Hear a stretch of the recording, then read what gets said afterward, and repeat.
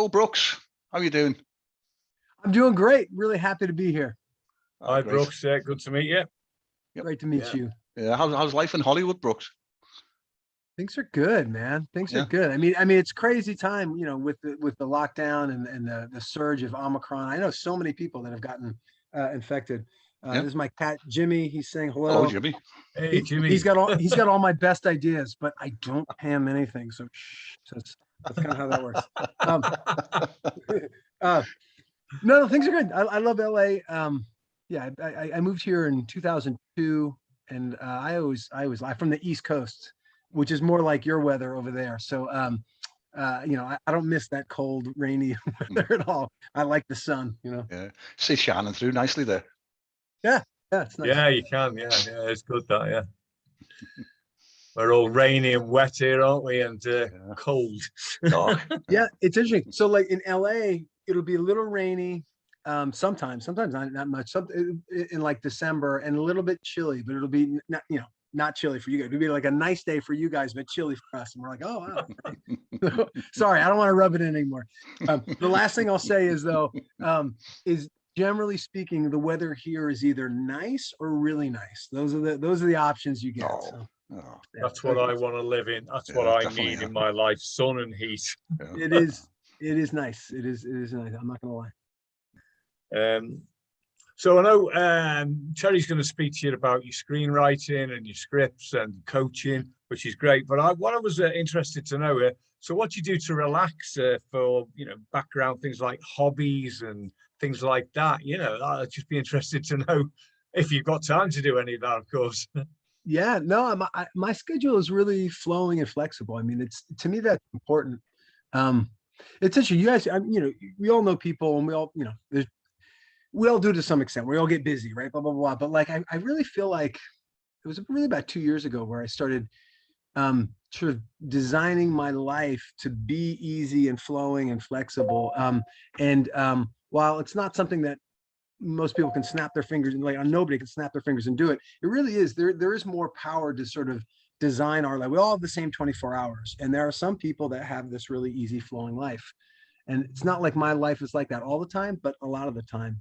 And that's the intention. So part of that free time, to answer your question, is I love coaching my sons in basketball and soccer, or as you would say, football. So I played football in college at NYU. So I played my whole life. I love coaching that even more. But I gotta tell you, I coached these kids in the fall, and they were a bunch of they drove me crazy. They would whine, they would complain, they wouldn't run to the. They would, I drove me crazy. So anyway, so the basketball team that I have now, delightful kids, great character. I love the way they play, and it's fun. My older son, who's 15, helps me coach, and my younger son is 12, and it's just I love it. I love it so much. It's sports made such a huge impact on me as a kid. So for me to be that guy, and I never had any good coaches. They were all they liked me. I was good at it, but like I didn't have any good ones. But I studied the legendary coaches. I love reading about coaches. So I coach these 12-year-olds like I'm coaching a college program. I mean, it is I go full out, and it's just rec. I mean, it's not even club. So, but I just love it so much. So that's what I do for fun, and it's an absolute blessing. The biggest challenge there is I got to dial it back a little bit, because if I care more than my kid, he's like, Dad, come on, so I'm like, all right, so I got to reel that back and be like, all right, because I don't want him doing it for me. He's got to do it for himself, and I'm generally good at that, but sometimes I get a little carried away. So. Cool. So just as a side to that then, so do you have a favorite basketball team and soccer team then? Is it a soccer team in America? Yeah, it's interesting. It's interesting. I don't follow. Well, I mean, I'm in LA, so I love the Lakers, right? I mean, that's kind of required, and it's fun. And when I follow, when I follow basketball, I tend to follow the Lakers, and they're almost always great, and they're great again. So that's fun. The NCAA college basketball tournament is phenomenal. You don't have to know really much about the game. You don't have to know any of the schools. That tournament, all those games are so close. That's a great thing to watch. You could do that any March.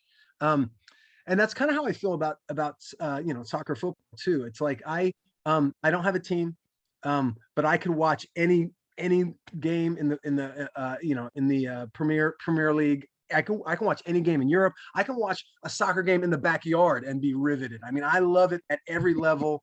I appreciate it. I'm really excited about the American national team this year because we've got so many of our starting 11 playing in European leagues.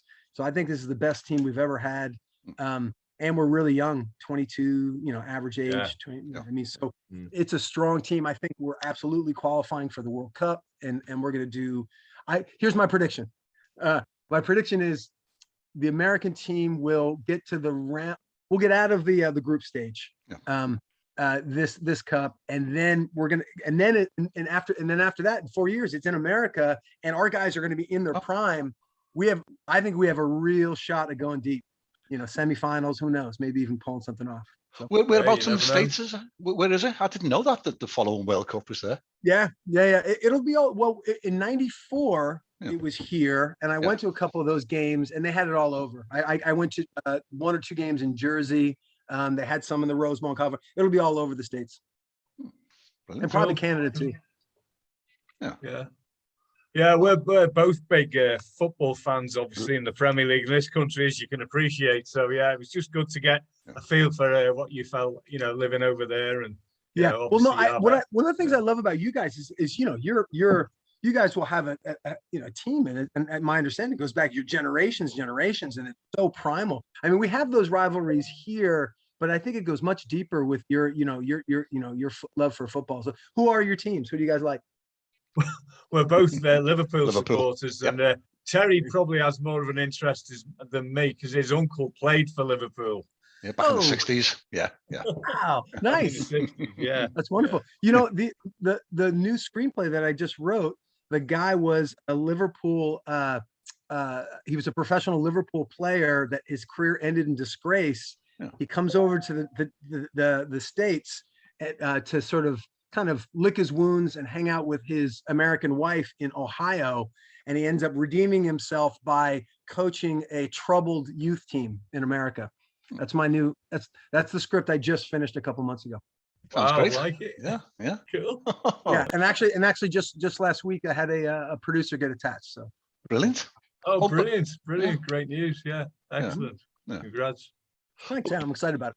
Yeah, but Brooks, on the screenwriting, can I ask you a question? It's a very open question, and I'm not looking for any particular answer. Do you think the screenwriters get the credit they deserve in the business? Oh wow, what a loaded question! Screenwriters don't feel like they get the credit they deserve. I'll bring it back to that thing I said before. It's like if you are a screenwriter, it's important for you to take your own power and for you to create it so that you are getting the recognition and the power that you deserve. But that's what it is. It's like the most important recognition is self-recognition. It's like, I know I'm good at this. And there's ways of sort of checking in with other people. So I'm not just in crazy town in my own mind, but I'm making a choice. I'm seeing how it lands on people. I make a choice. I see how it lands. So when we do that, and then we're mindful of, people like my stuff because of X or Y or Z. To me, that's the most important recognition. In terms of the industry, I mean, it's screenwriting. It's like it's a blueprint. Somebody else is making that movie, so you're not a novelist and you're not a playwright. It's you are passing the baton for good and for bad. There's actually, if you're going to do a sort of larger scale Hollywood movie or whatever, like one of the bigger players, and they fire you as a screenwriter, it's actually a good thing. Yeah. And here's why. If they bought your script and you developed it, maybe you did a draft or whatever, they go, this is great, and they paid you a lot of money. They go, okay, bye, we're firing you. That means they're hiring. If they just don't make it, that's not so good. But if they actually fire you and bring in a new guy, what they're doing is spending more money on that project. It makes it more likely it'll get produced, and your career. When any movie we write on gets produced, it's an advertising campaign for our career. I mean, I've written 35 scripts, and only ones that have been produced are ones that I basically wrote, directed, and produced myself. So although I have one that's going into production this year. So that'll change some things. But the difference is, so in the industry I'm known, but outside, nobody's, and even in the industry, once you can go, oh yeah, he's the guy that wrote such and such. You know what I mean? Yeah. Hopefully it's good, but again, it's like you're handing it off to the director, and the director really, director or producer, depending on how it is. In TV, it's really the showrunner. And the showrunner is kind of like a writer producer. In movies, it's generally the director's medium. Although the bigger movies, you'll have significant influence by producers. So it just depends. But it's important to know the role. That if you really want more control, awesome. Then go to the independent film world, or write a play, or write a book. But movies, you're part of a team, or TV. Okay. Do you see yourself, is your main sort of career, are you teaching, are you coaching other screenwriters? Is that what your main focus is on, or is it a balance between your own writing and coaching other would-be writers?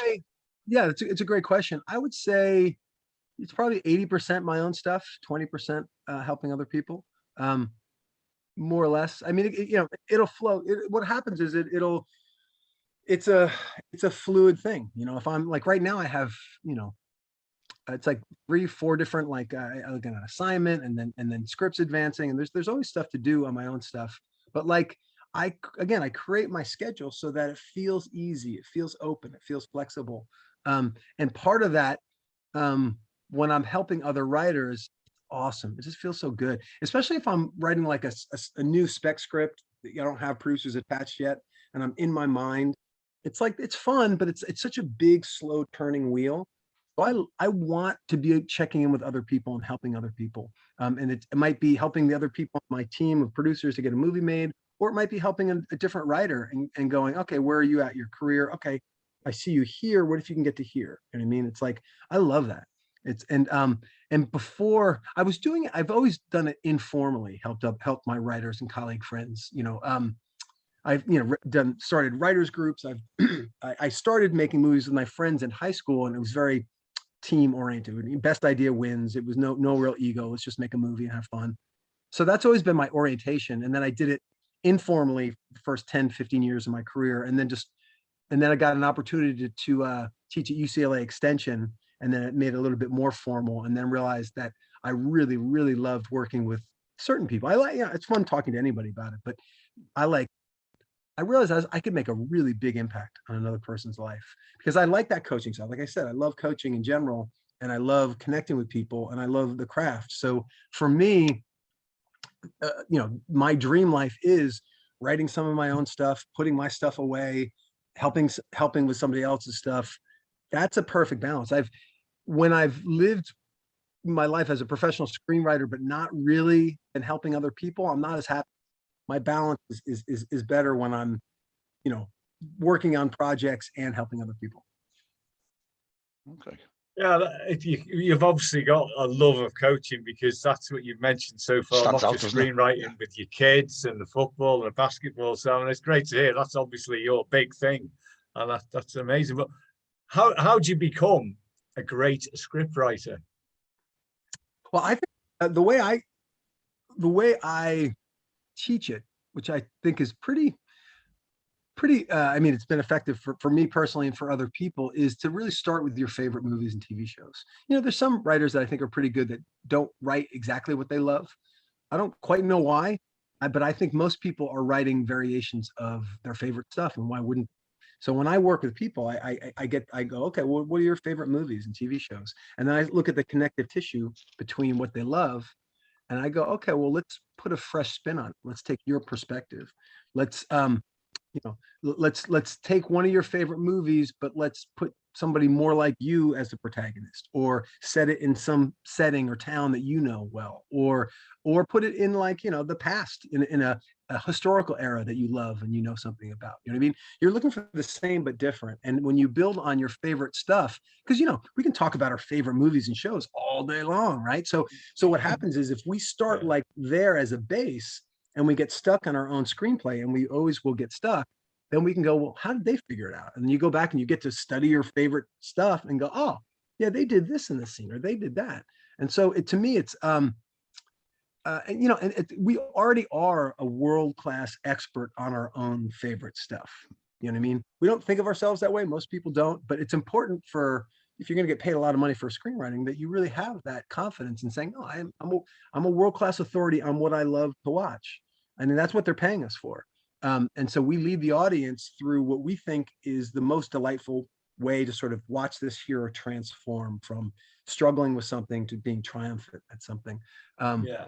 Does that answer the question? Yeah, it does. Again, following on from that, have you got to be a real good writer to be able to articulate your words and put them down properly, or do you use anybody else or bounce off somebody else for that? Or, as I find, I've got ideas, but sometimes don't know the best way to write them down. I can write them down and they don't have the same impact. Do you know what I'm trying to get at? Absolutely. Yeah. I mean, I love that question because I mean, there's writing, and then there's co-writing, and then there's creative producing, right? There's 3 different lanes that we can talk about here, which is great. The writer is, I think, what you're kind of speaking to, the person that has an idea and likes to craft the words and sentences and phrases that articulate it and make it impact, right? There's co-writing, when there's 2 people that can do it, or maybe one person's more the idea person, the other person's the writer person, and they collaborate really beautifully. And then there's the 3rd lane, that's kind of what you're talking about, which is the creative producer. They've got an idea, they don't want to damn write it, last thing they want to do, but they want to be really involved in especially the major decisions. So you can be a creative producer and come up with the idea and hire a writer, or you could be a creative producer and find somebody else's script and go, ooh, this is a really good script, but I feel like you can come out stronger if you do this or that. And then you pay that writer and work with them, or just persuade them to work for free or whatever. But those are 3 different ways of, and what's most important is you find the one that you like the most, because if you really don't want to write, don't write. If you really do want to write and you're producing, then you should be writing. Do what's most interesting to you and fascinating. I mean, well, what the hell else are you doing here on the planet if not what you love most to do, So yes, but those are 3 different lanes where you can be intimately involved in the crafting of the story, but at a slightly different level. Okay, just to pick up on that, how do you get Hollywood to pay attention to you? Is the first step, obviously the first step will be getting the words on paper. Is an agent absolutely essential? I mean, does nobody talk to people who don't have an agent? Good point, yeah. So it's so step 1 is the work has to be hitting at a professional level. I think the number one thing that newer writers don't realize is just how much more juice can be squeezed from the orange. Very often people are like, I got this idea, and they kind of jump right into it, whatever. They bang out a couple of drafts and like, it's done. Where's the agent? And that, that's like somebody going, I was pretty good on my, my U12 team. I'm going to go try out for Manchester United. Where are the tryouts? It's like, what? I mean, maybe their development system, but not like, but, and so, no, it takes time. I mean, the script that I just told you about, I did something 15 drafts, 16 drafts, and I'm a great screenwriter, and I did not through those 15 drafts, I probably had 50 different people read it. I did a live reading. And it was just, I can have an idea of what I think is good, but until I see how it lands on people, I don't know. And so I do what I think is good. I put it out there. I go, oh, okay, I got some more ideas. Oh, I can make it better. Ooh, I can make it better. Ooh, I can make it better. Most earlier screenwriters, they're only doing 1 or 2 drafts, right? So that's number 1. You get Hollywood to pay attention by writing stuff that's really great, not just kind of like a good idea that's undercooked. And that's the biggest thing.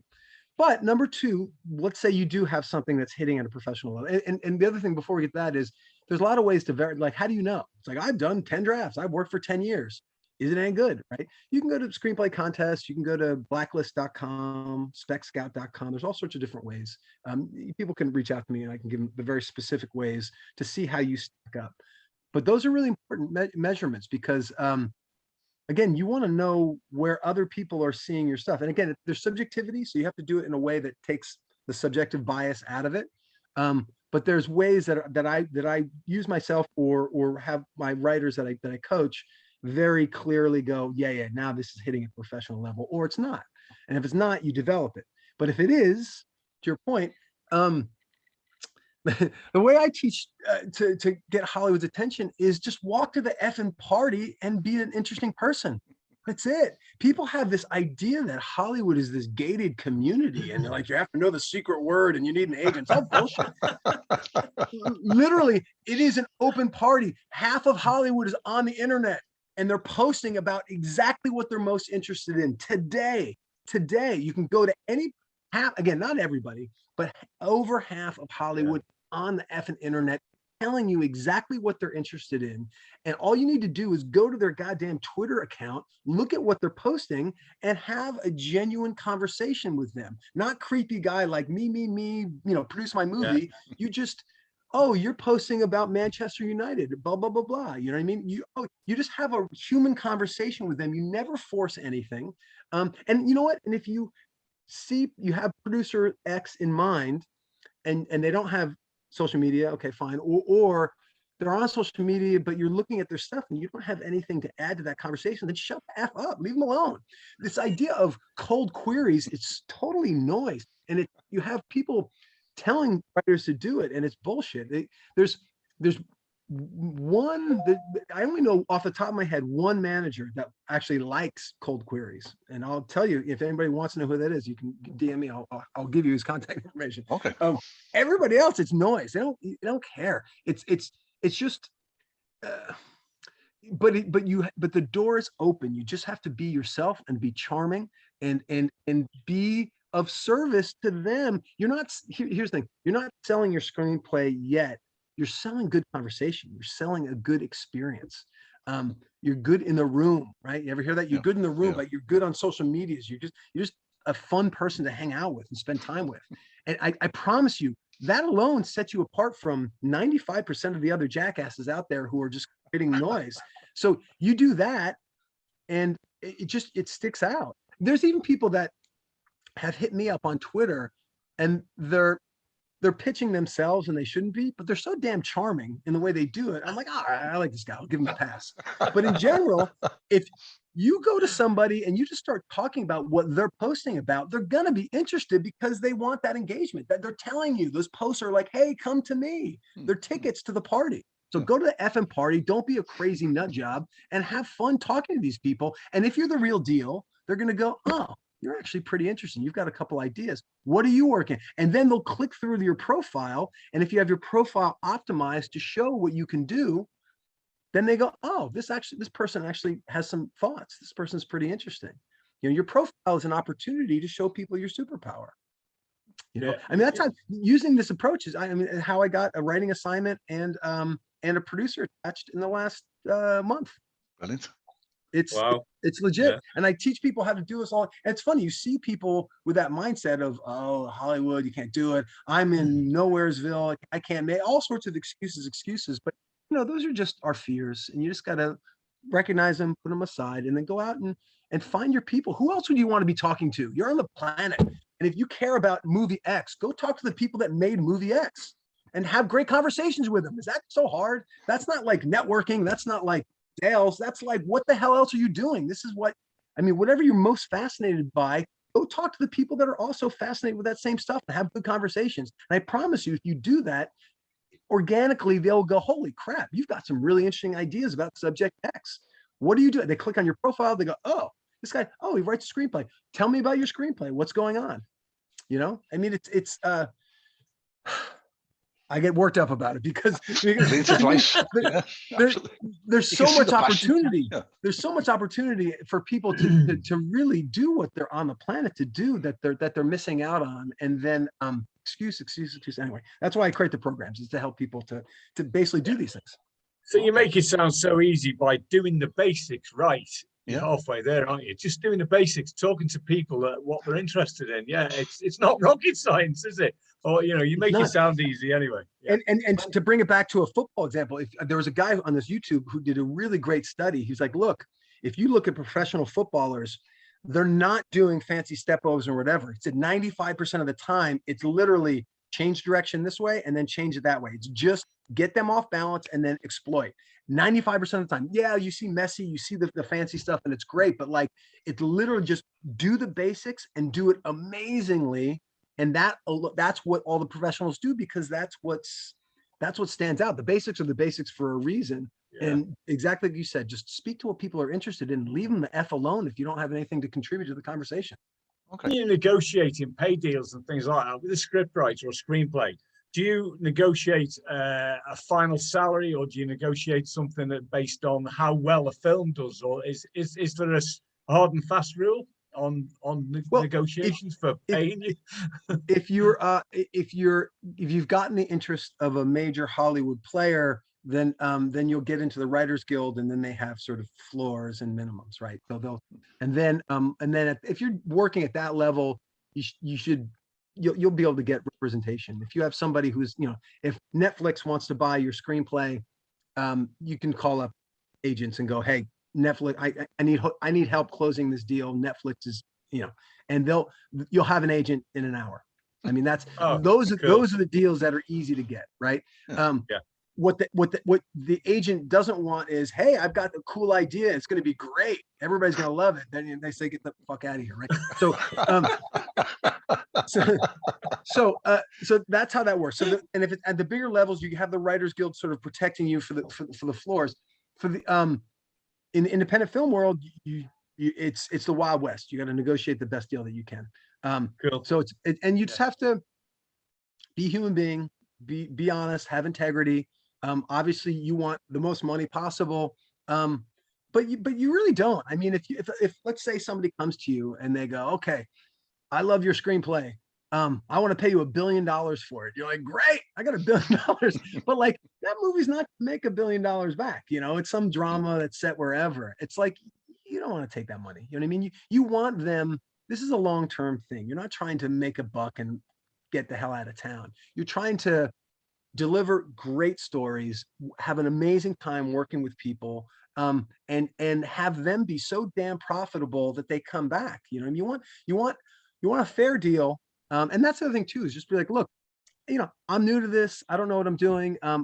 Here's what I think might be fair. What do you think? I mean, definitely talk to other people if you got a deal pending, but like, in terms of setting expectations, I mean, it's, I can give more specific if you're talking about a specific, project, but in general, you want to be a good person, have integrity, be honest, and a lot of it's just like, what do you think?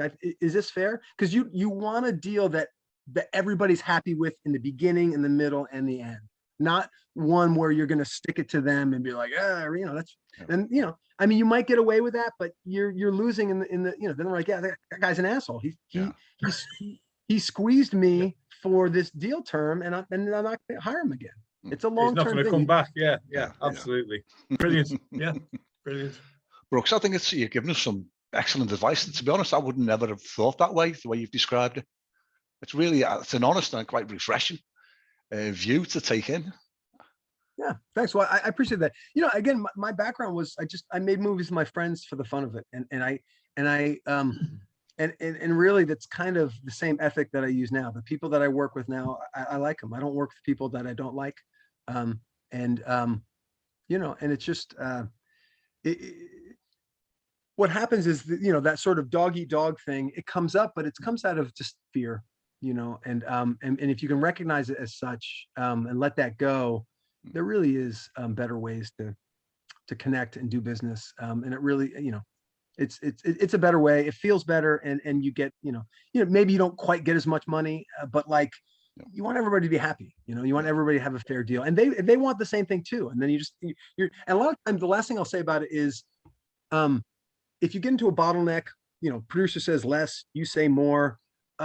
Maybe there's other kinds of compensation, right? Okay, yes, let's say the number is here that for both parties, but like, is there another project you can kind of write on? Is there something else you can do? Is the timing of the payment sooner or later? There's other terms of the deal so that if you guys are stuck at 1 or 2 points, sweeten the deal, on one of the other points. And then, but the key is really make sure both people are happy with it, because these are your people, these are your colleagues, this is your life. Spend time with people you care about and you like to be with. Our time slot's run down. It's flown by the past 30 minutes. Really has, yeah. Wow. I think it's been a masterclass in screenwriting. I've really enjoyed it and appreciate your valuable time, Brooks. Well, Yeah, good. definitely. I'm glad you guys appreciate it. I enjoyed the previous one we did. I like the way you guys, you show up on Twitter, and I feel really appreciative to be asked, and it's fun for me to talk about this stuff. Well, thanks for that. Excellent. Brilliant. Thank you very much. Yeah. Thank you very much. And Yeah. hopefully we'll keep in touch and chat again in the future. Sounds good to Yeah, me. that'd be great. Brilliant. Yeah. I'd like to see how you get on with your Yeah, your I do. new Yeah, one, yeah. I the want soccer to see that. Yeah, no, Yeah. that sounds really good. It does. Real fun. Thanks. Thanks. Yeah, I'm proud of that one because I made a movie when I was 22 about the college soccer team that I played on, and that was a very independent style film. And now, a few decades later, I wanted to do like a pure down the middle Hollywood style sports genre film, but that still felt like authentic and personal. So I think I did it with the script. So based on the reactions that I'm getting, so I'm excited. Excellent. Brilliant. Excellent Brilliant. stuff. Yeah, Brilliant. Well, on that, well, thanks again for your time, Brooks.